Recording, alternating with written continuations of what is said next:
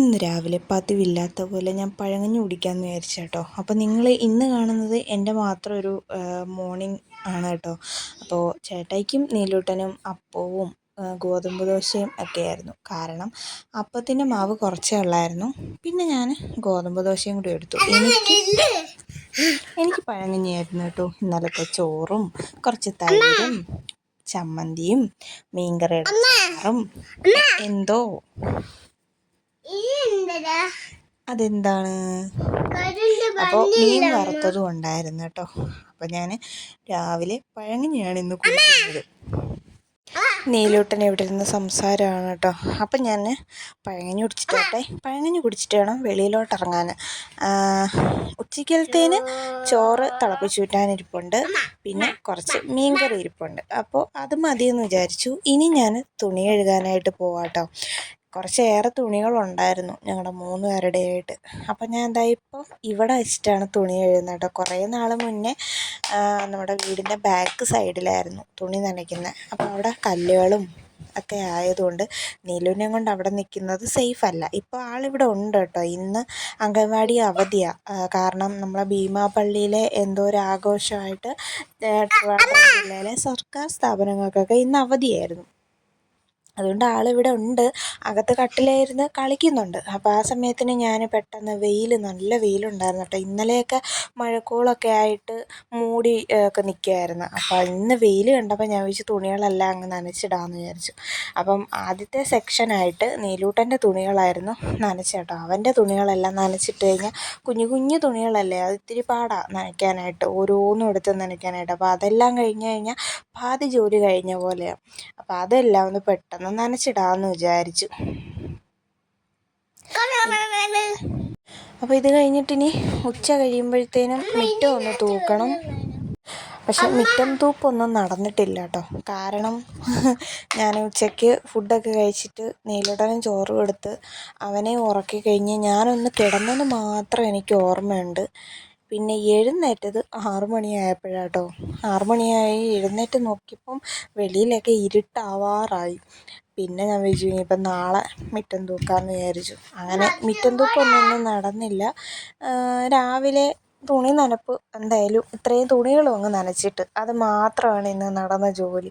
ഇനി രാത്രിയിലത്തേന് നമുക്ക് മീൻ കറി വയ്ക്കാനുണ്ട്. ഉച്ചയ്ക്ക് ഇന്നലത്തെ മീനായിരുന്നു, മീൻകറി ഇരിപ്പുണ്ടായിരുന്നു. അപ്പോൾ അതാണ് എടുത്തത്. അപ്പോൾ ഇനി വൈകിട്ടത്തേന് വേറെ മീൻ ഉണ്ട്, അത് കറി വയ്ക്കണം. പിന്നെ വൈകിട്ടത്തേന് ഗോതമ്പിൻ്റെ എന്തെങ്കിലും എടുക്കണം എന്നാണ് വിചാരിക്കുന്നത്. അതുകൊണ്ട് പകൽ കുറച്ച് നേരം കിടന്നങ്ങ് ഉറങ്ങിയത് ഇത്തിരി അധികമായെങ്കിലേ ഉള്ളൂ.